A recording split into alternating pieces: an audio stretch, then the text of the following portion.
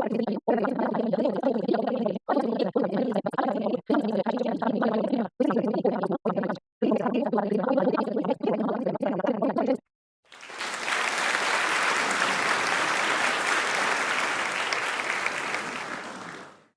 के इस सेशन में मैं आपको सेगमेंट ब्रेकिंग के बारे में बताऊंगी और साथ में ये भी बताऊंगी कि सेगमेंट ब्रेकिंग की जरूरत कब और कैसे और क्यों पड़ती है और कैसे हम इस कॉन्सेप्ट को यूज करके सस्ती क्लासेस को ओपन कर सकते हैं जो कि अदरवाइज क्लोज दिख रही हैं हमें।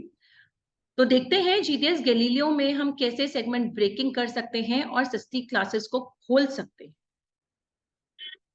सपोज हम दिल्ली से सिडनी सेक्टर की बुकिंग करना चाहते हैं, तो हम पहले डिस्प्ले करते हैं अवेलेबिलिटी। अगर मैं अवेलेबिलिटी देखूं तो ये जो लाइन नंबर 3 और 4 है, जो सिंगापुर से होके कनेक्ट होके जा रही है फ्लाइट, दिल्ली से सिंगापुर रात को चल रही है और सिंगापुर से सिडनी ऑब्वियसली नेक्स्ट डे हो जाएगा। ये 21 तारीख हो रही है, यहाँ पर 21 लिखा है। इसमें लास्ट की 5 क्लासेस क्लोज्ड है, मतलब हम बुकिंग नहीं कर सकते इन क्लासेस में। और यही सबसे सस्ती क्लासेस भी हैं। सबसे लास्ट में जो क्लास डिस्प्ले होती है वो सबसे सस्ती होती है, और हम जैसे आगे मूव करते रहते हैं तो क्लासेस भी महंगी होती रहती हैं।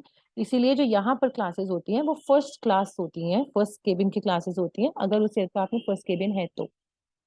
ओके, तो अब मैं आपको बताती हूँ कि हमें कैसे बुकिंग फाइल बनाना है कि हम सस्ती जो क्लासेस हैं ये वाली वो ओपन कर सकें। तो ऐसा करने के लिए मैं अब एक अननेसेसरी सेक्टर क्रिएट करती हूँ। फॉर एग्जांपल 20 जून का दिल्ली से बॉम्बे का, बॉम्बे टू दिल्ली का, जो कि हम बाद में रिमूव भी कर सकते हैं। सो मैं अननेसेसरीली इसको क्रिएट कर दूंगी और फिर बाद में इसको रिमूव भी कर दूंगी, और फिर हम एक्चुअल प्रोसेस हम स्टार्ट करेंगे सेगमेंट कंबाइन करने का। हम ब्रेक नहीं करेंगे, हम कंबाइन करेंगे। और जो मैं ये सेक्टर बना रही हूँ बॉम्बे से दिल्ली का, ये सिर्फ मैं सेगमेंट ब्रेकिंग के क्लॉज से बाहर आने के लिए बना रही हूँ, ताकि मैं एक सही तरीका फॉलो कर पाऊँ। ओके, सपोज हमें यहाँ पे टिकट चाहिए, ये वाली ले लेते हैं हम, 10-25 पे जो चल रही है फॉर एग्जाम्पल। इसमें मैं ले लेती हूँ सीट, वी क्लास में सीट ले लेती हूँ इसमें मैं लाइन नंबर 5 में। तो ये देखिए लेफ्ट साइड पे मेरी सीट होल्ड हुई है बॉम्बे टू दिल्ली विस्तारा एयरलाइन में। अब मैं क्या करती हूँ, अब मैं 20 जून का दिल्ली से सिंगापुर का डिस्प्ले करती हूँ, सिंगापुर एयरलाइंस का। और अब आप देखिए सिंगापुर 403 में जो पहले लोवेस्ट क्लासेस नहीं ओपन थी वो ओपन हो गई हैं। के क्लास ओपन हो गई है, जी अभी भी ओपन नहीं हुई है, वी हो गई, एन हो गई, क्यू हो गई।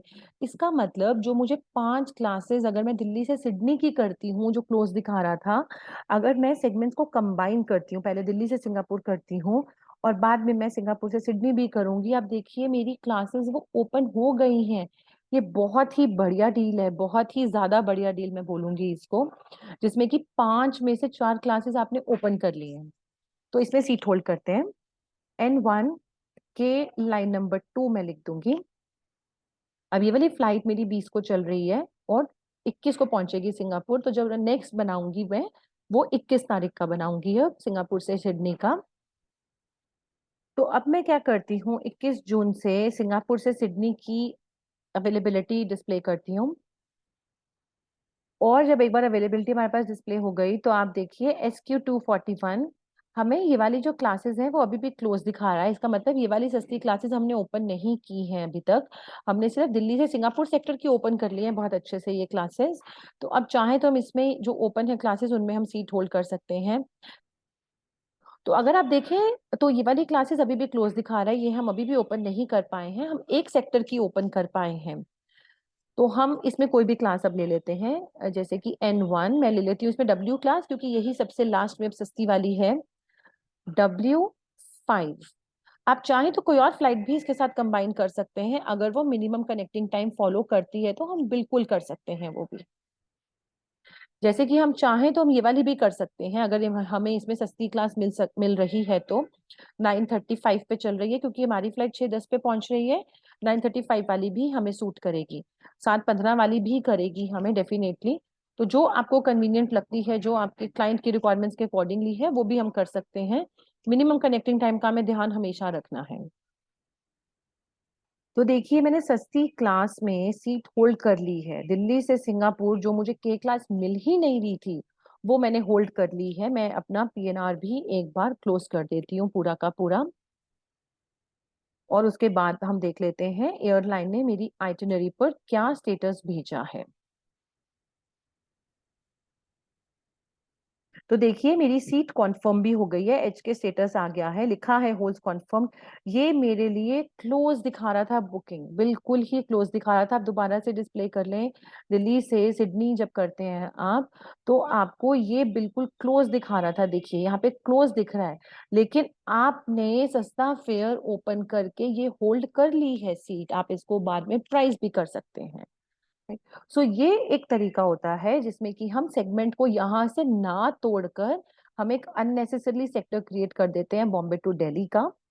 इसमें कोई भी कर सकते हैं आप क्रिएट, मैंने यहाँ पर बॉम्बे टू दिल्ली किया है। और आप चाहे तो बिजनेस में कर लें, चाहे तो इकोनॉमी में कर लें, और उसके बाद अपनी रियल आइटिनरी करें। उसके बाद जब आप प्राइसिंग करें, टिकट इशू करें, you can exclude this segment.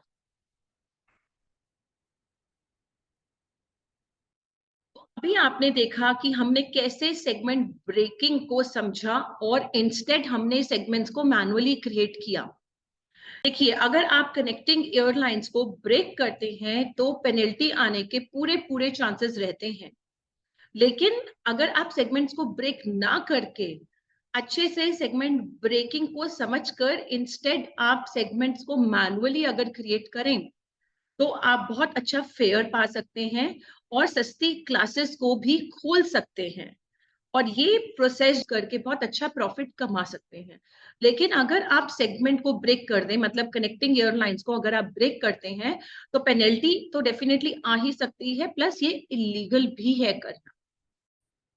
अगर आपको सेगमेंट्स को कंस्ट्रक्ट करना आता है, सेगमेंट्स को आपस में बनाना आता है प्रॉपरली, तो आप एक बहुत अच्छा कमीशन अर्न कर सकते हैं हर टिकट पर।